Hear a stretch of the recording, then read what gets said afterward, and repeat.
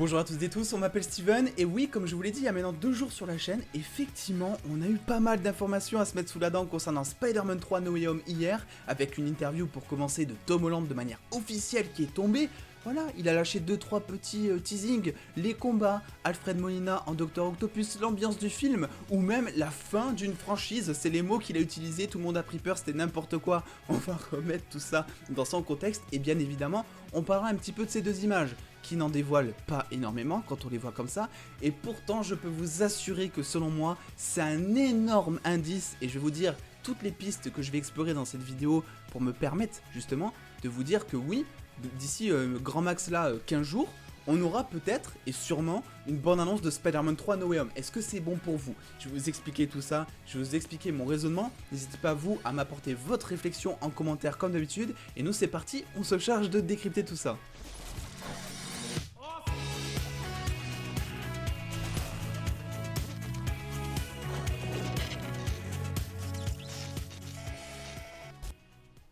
Et rappelez-vous, il y a maintenant 2 jours, je vous avais sorti cette vidéo où je vous disais que Jamie Foxx, donc l'interprète d'Electro, qui sera de retour, c'est officiel pour le coup dans No Way Home, il faut en profiter du officiel, on n'en a pas beaucoup, et bien allait aller chez Jimmy Fallon pour se faire interviewer, pour parler de sa carrière notamment, et puis bon, on se disait que oui, il allait quand même nous lâcher 2-3 petites infos, parce que mine de rien, Jamie Foxx, ce qu'il faut savoir, c'est que de base, c'est lui qui a lancé la rumeur des 3 Spider-Man, c'est lui qui a publié ce post Instagram, où il y a maintenant 1 an, quelque chose comme ça, où justement, il disait qu'il serait de retour, mais qu'il serait pas bleu, mais surtout avec cette espèce de concept art, de fan art, où il y a les 3 Spider-Man en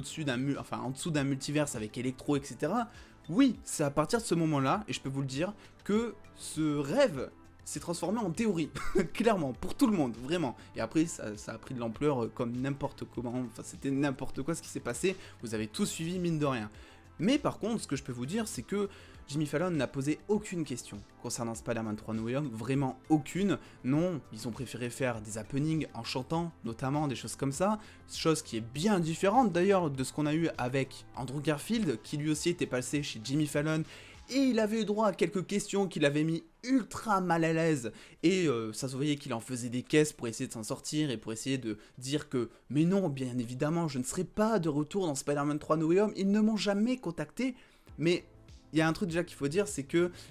Jamie Foxx, je pense qu'il y a eu un petit truc de Sony derrière, parce que Jimmy Fallon de base, c'est quelqu'un qui pose toujours les bonnes questions au bon moment, et même si parfois c'est pas toujours récompensant, dans le sens où des fois les acteurs ils répondent pas oui, ou ils spoilent pas, bien évidemment ils ont l'habitude d'être interviewés par des journalistes, mais je peux vous dire qu'il pose quand même des questions à Jimmy Fallon, comme par exemple avec Andrew Garfield, qui de base avait été invité pour une toute autre raison, et qui s'est retrouvé encore une fois à parler de No Way Home. Donc là-dessus je peux vous dire que concernant Jamie Foxx, je pense qu'il y a Sony derrière qui a touché un mot à la chaîne. Alors, la liberté de la presse, vous connaissez, ce qui fait que logiquement parlant et surtout légalement parlant, ils n'ont pas le droit de dire à tel média « Non, je ne veux pas que tu parles de ça, ça me gêne », parce qu'il n'y a pas d'autre raison que ça finalement. Mais je pense quand même que, sans qu'il y ait quelque chose de marqué noir sur blanc sur un papier, je pense qu'il y a eu des choses, parce que c'est assez bizarre que Jimmy Fallon, qui pose énormément de questions, qui est un animateur ultra connu, ne pose pas de questions autour de Spider-Man 3 No Way Home, alors que ce film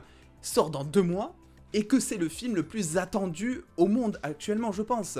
Et donc ça aurait vendu, ça aurait fait du bien à la chaîne, des audiences, etc. Donc je pense qu'il y a eu un stop à ce niveau-là, et donc non, on a eu, mine de rien, aucune information,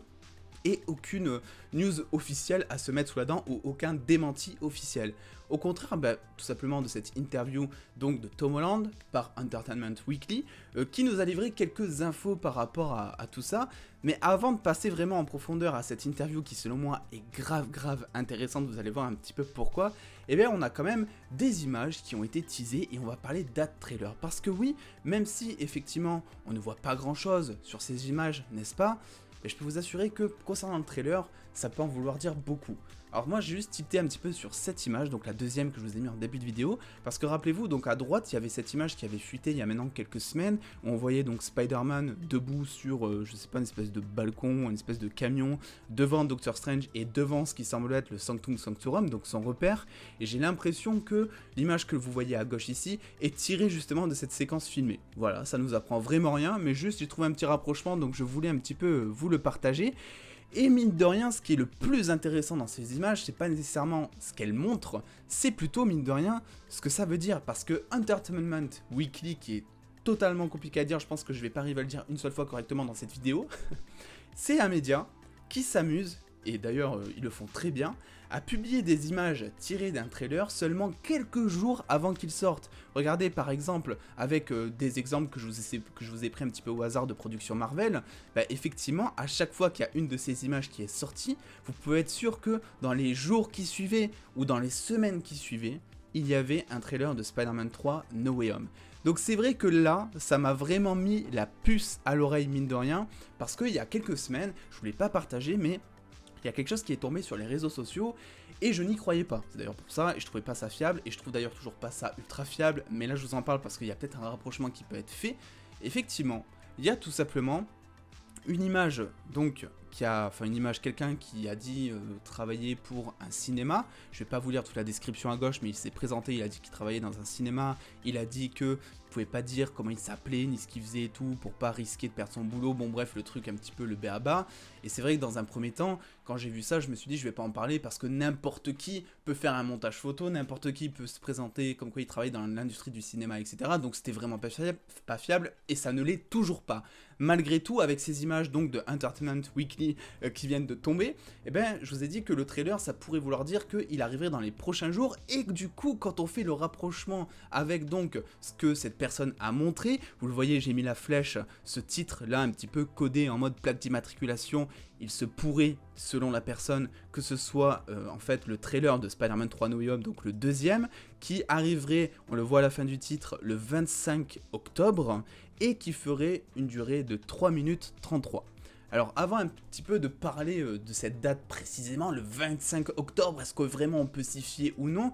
on va parler déjà de cette durée parce que selon moi c'est vraiment très gros. Je veux dire d'habitude les trailers en général, mais plus spécifiquement les trailers de Spider-Man, ils font pas plus de 3 minutes. Regardez un petit peu avec cette image que je vous ai mise. Donc là vous avez donc les deux derniers trailers en date on va dire concernant un film Spider-Man. On voit très bien que ça dépasse pas les 3 minutes 04 et il y a un truc qu'il ne faut pas oublier, c'est que Spider-Man 3 No Way Home est un film dont il ne faut pas trop dévoiler de choses, l'intrigue ne doit pas fuiter, il ne faut pas nécessairement montrer beaucoup d'images, de la même manière que fait Marvel en ce moment, en faisant plein de clips, Venom aussi, etc. Tout ça, il faut le garder un maximum secret si vous voulez. C'est pour ça que moi, quand je vois que il y a quelque chose qui fait 3 minutes 33, en tout cas selon toujours donc cette news, je me dis... ça me paraît un peu gros mine de rien. Je sais pas ce que vous en pensez vous pour un deuxième trailer de No Way Home, mais ça me paraît 3 minutes 33 assez gros. Bon, après on a toujours évidemment ce truc de dire oui mais 3 minutes 33 c'est pour la symbolique des 3 Spider-Man, 333, et ça je vous laisserai en juger. Personnellement je crois pas que ce soit fait exprès si jamais c'est le cas. Je pense qu'il y a beaucoup plus de manières que ça de nous faire kiffer en tant que fan que juste un petit décompte, surtout que dans les 3 minutes 33, il y a l'intro, il y a la conclusion derrière en fin de trailer et tout, donc ça veut pas nécessairement dire grand chose selon moi. Par contre, c'est vrai que concernant la date, eh ben, je trouve que les images donc de Entertainment Weekly qui ont été partagées hier, eh ben, ça veut peut-être, en tout cas ça peut donner de la crédibilité à cette info qui de base n'est pas fiable. Et personnellement je suis toujours pas arrêté sur la date du 25 octobre, je ne pense pas que le trailer arrivera nécessairement le 25 octobre, ou en tout cas je ne crois pas en cette date arrêtée parce que je trouve que elle sort un petit peu du chapeau. Et bon, c'est mon raisonnement, je peux me tromper et je vous invite vous à me donner le vôtre en commentaire évidemment. Par contre ce qui est sûr c'est que cette rumeur donc qui est tombée une semaine quand même avant ces images, et avec ces images maintenant qui arrivent donc de ce média qui publie à chaque fois des images quelques jours avant, etc.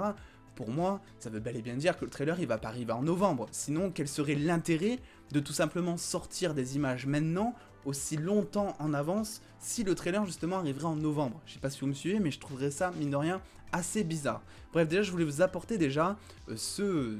point de vue qui selon moi veut dire que fin octobre on aura peut-être droit à un trailer de Spider-Man 3 No Way Home, et ça fait mine de rien extrêmement plaisir parce que on l'attend. Je vais pas revenir un petit peu sur ce que j'ai déjà dit, sur ce qu'on pourrait voir dans ce trailer. Il y a plein de théories et il y a aussi plein de vidéos qui en parlent. On va passer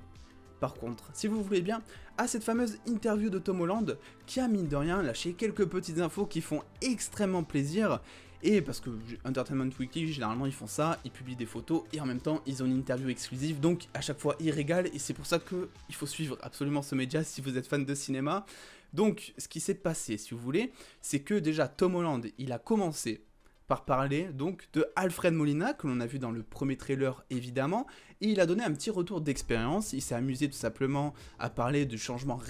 générationnel, puisque durant le tournage de Spider-Man 2 en 2004, eh bien Alfred Molina, il était avec des bras articulés, c'était des espèces de marionnettes, c'était pas du tout de la 3D, c'était des effets pratiques. Et là, il disait clairement, Tom Holland, que c'était assez drôle de voir la différence, parce que là, Dr. Octopus dans ce film se retrouve avec des tentacules qui sont entièrement en 3D, entièrement en CGI, et que donc c'était drôle de voir Alfred Molina tout simplement en train d'imaginer ces tentacules et d'essayer de jouer comme ça. Et il a dit aussi, il a dévoilé que tout simplement c'était une des personnes avec qui il avait adoré travailler. Donc là-dessus, bon, vous savez, c'est pas super important parce que tous les acteurs disent un petit peu ça. Et là-dessus, bah, du coup, on a un petit peu, des fois en tout cas, du mal à les croire ou à dénier un petit peu le vrai du faux. Mais je ne doute absolument pas là-dessus de la sincérité de Tom Holland. Par contre, il a dit quelque chose qui est très intéressant et qui sort un petit peu du commun de toutes les interviews de films, etc. que l'on peut voir. C'est qu'il a dit, et je vais le citer mine de rien par bonne foi entre guillemets, il a dit que les combats allaient être viscérales. Et ça, s'il vous plaît, c'est tout simplement incroyable. Alors viscéral, qu'est-ce que ça veut dire? Parce que en soi, ça veut tout et rien dire viscéral. Personnellement, c'est sûr que je m'attends pas vraiment à avoir quelque chose de la même ampleur que la scène finale de Spider-Man 1 qui était pour le coup viscérale avec d'énormes enjeux, mais effectivement je pense que avec tout ce délire un petit peu de multiverse, etc., ça veut tout simplement dire que pour Peter Parker, il va y avoir effectivement beaucoup plus d'enjeux dans ce film. On va effectivement traiter du multiverse avec des conséquences sur l'espace-temps qui vont être énormes, et je pense que c'est ça que Tom Holland a dit comme viscéral, c'est tout simplement le fait d'avoir des trucs plus impactants à l'écran visuellement, d'autant plus qu'il a dit qu'il y aurait beaucoup plus de combats rapprochés que dans les deux précédents films, et que donc ben, nécessairement ça peut vouloir dire des coups assez violents portés au visage. Donc je dis ça juste moi en me fiant par rapport à cette fameuse scène finale qui était incroyable, qui était viscérale pour le coup, c'est le mot que l'on peut porter dessus, parce qu'elle est violente, parce qu'il y a des coups, il y a du combat rapproché, il y a tout ce qu'il faut dans une scène finale d'un film Spider-Man qui selon moi est la meilleure scène finale d'un film Spider-Man mine de rien. Mais là-dessus, c'est vrai que du coup, il apporte un petit peu du rêve, parce que oui, plus de combats rapprochés, certainement aussi beaucoup plus de voltige, on l'imagine d'autant plus avec le multiverse, etc. Il risque d'y avoir des choses assez intéressantes à faire, donc là-dessus, ouais, j'ai plutôt confiance. Et il dit une dernière chose qui est tout aussi intéressante, voire peut-être même inquiétante mine de rien, et là encore, je vais tout simplement le citer, il dit que s'il a la chance de plonger à nouveau dans ce personnage, on verra peut-être une version très différente de lui-même. Ça ne serait plus la trilogie Homecoming. Nous lui donnerions un peu de temps et essaierons de construire quelque chose de différent et de changer les films sous un autre ton. Je ne sais pas si cela va se produire ou pas, mais en tout cas ce qui est sûr c'est que nous avons traité Spider-Man No Way Home comme si c'était la fin d'une franchise. Ce qui veut dire que si là ils veulent stopper avec Spider-Man, ils peuvent définitivement le faire, ou en tout cas avec celui-ci, ils peuvent définitivement choisir d'arrêter avec ce film. Ça m'étonnerait honnêtement, je pense toujours que même si Tom Holland Spider-Man va très certainement mourir dans le MCU pour laisser place tôt ou tard à Miles Morales, qui lui c'est sûr et certain va arriver un jour ou l'autre, peut-être même dans ce film, qui sait, on n'en sait rien, effectivement je pense qu'il a encore, je sais pas, 1 ou 2 films devant lui minimum avant d'avoir, je sais pas, la maturité nécessaire pour avoir le Spider-Man adulte que l'on connaît dans les comics, et je pense que ça doit obligatoirement passer par cette phase-là, et j'aimerais vraiment pas qu'il fasse mourir Spider-Man tant qu'il n'a pas atteint son plein potentiel de héros et aussi d'humanité mine de rien. Donc là-dessus, il parle d'une fin de franchise, mais ce qui est aussi intéressant à noter, c'est qu'il a aussi dit tout simplement qu'il laisserait du temps, si jamais effectivement il doit y avoir un autre film derrière, parce que mine de rien là ça fait 5 ans que Tom Holland il est à l'écran avec son personnage, entre ses propres films et les films d'avant entre guillemets, enfin les films Avengers, etc. Donc oui, c'est sûr et certain, il avait dit en plus qu'il avait besoin de prendre une pause, etc. Donc c'est ça le plus important, c'est que si jamais on doit avoir une suite à Spider-Man 3 No Way Home, eh ben on devra peut-être attendre 2, 3, 4 ans, personne ne sait, mais en tout cas on n'attendra pas on n'attendra pas juste 1 an comme avec beaucoup de films du MCU par exemple. Bref voilà, je voulais revenir un petit peu sur cette interview. J'espère que j'ai réussi un petit peu à tout vous expliquer, malgré le fait que par moment il y a eu quelques bégaiements, etc. Mais il y avait vraiment beaucoup d'infos à vous partager aujourd'hui, et d'autant plus que c'était important parce que là, d'ici demain, alors demain vous aurez la critique avec et sans spoiler de Venom 2, vu que je vais le voir ce soir au moment où je tourne cette vidéo. Et ensuite, on va enchaîner avec le DC Fandom. Il y aura la critique de You qui viendra un petit peu se greffer à un moment. Je sais pas comment je vais faire, mais la critique de You saison 3 arrivera. Mais on va parler beaucoup de DC aussi ces prochains jours. Donc je me suis dit qu'effectivement, il était important de faire un petit point. Parce que là, il y a eu énormément de news qui sont tombées. Et si on en a d'autres qui arrivent d'ici les prochains jours, j'en sais rien, bah ça ferait des vidéos de 45 minutes. Donc on va se calmer 2 minutes s'il vous plaît. Bref, n'hésitez pas à me dire vous ce que vous en pensez en commentaire, à lâcher le petit pouce bleu si cette vidéo vous a plu. Et en attendant les dos, prenez soin de vous, faites-vous bien kiffer. Des bisous les dos.